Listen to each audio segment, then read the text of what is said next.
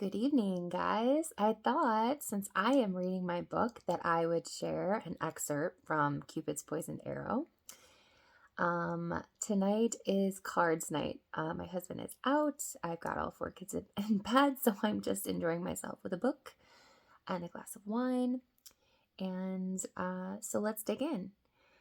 Okay, so this is page 129.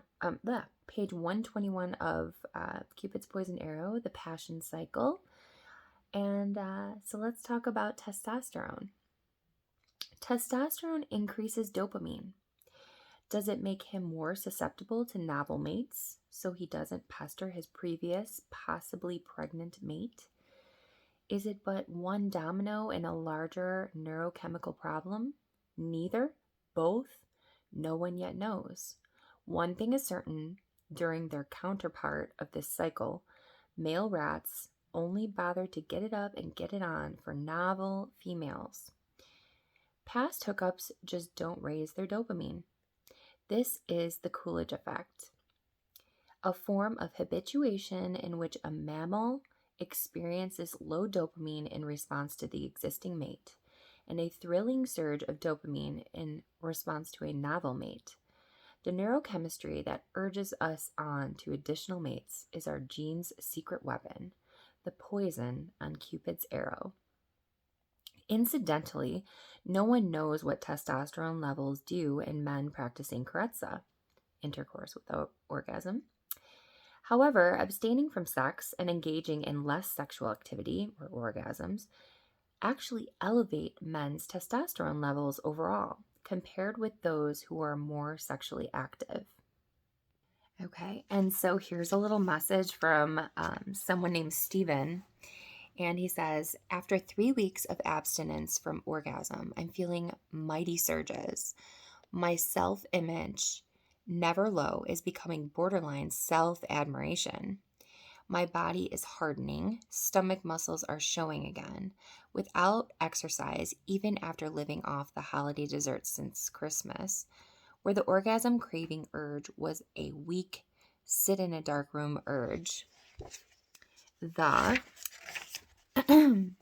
testosterone urge is a strong one, driving me out the door to meet real women. I read that the testosterone levels of men in 1940 were twice as high as they are nowadays. What's up? I find that kind of interesting. I'm not sure why, and if you guys have any insight into this, why would the men of 1940s, have twice the amount of testosterone? Although the picture is rudimentary, the neurochemistry of our mating behavior may one day disclose why lovers sometimes see each other so differently during the weeks after sexual satiety. One day he looks like Dr. Jekyll, the next day Mr. Hyde. One day she looks like Aphrodite, the next day Medusa with live snakes for hair. Given the fact that researchers aren't yet seeking evidence of a post-orgasmic passion cycle, extended recovery cycle, it's fascinating that there's already so much hard evidence of one. Sexual problems don't always bespeak deep, dark psychological problems. They may be nothing more than a quirk in the neurobiology of sex. I find this to be very interesting. My husband and I were not having orgasm for a long time. I think it was like 2 months at that point that I'm referencing. And I mean, things were just amazing. I felt amazing. I was, wanting to work out more. I was eating healthier. It was crazy. I had this bounce in my step because we were having sex all the time. And like, I was even getting like tired and sore. But I was also working out a lot at the same time. So, and it was just I was at this point where, I mean, it was a lot. And so anyways, we wound up ending our session and he had finished. And the next day, it was crazy. Like his mood was completely different.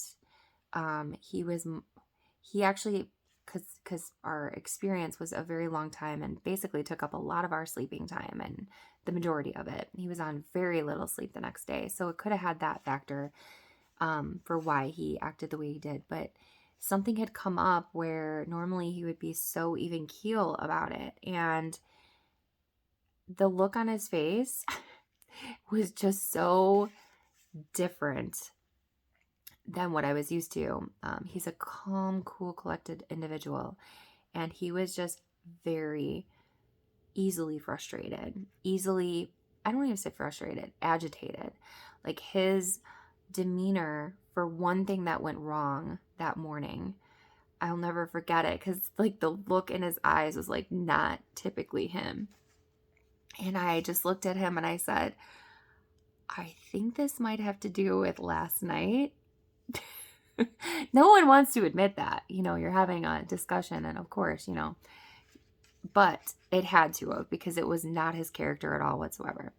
So I do have to speak to this as an outside perspective on testosterone with my husband. I really think that, especially when you hold out a long time, that I think the more you have saved up may just affect your mood and ability to function the following day, and that there is definitely a recovery cycle afterwards. Let me know your thoughts. Happy Friday.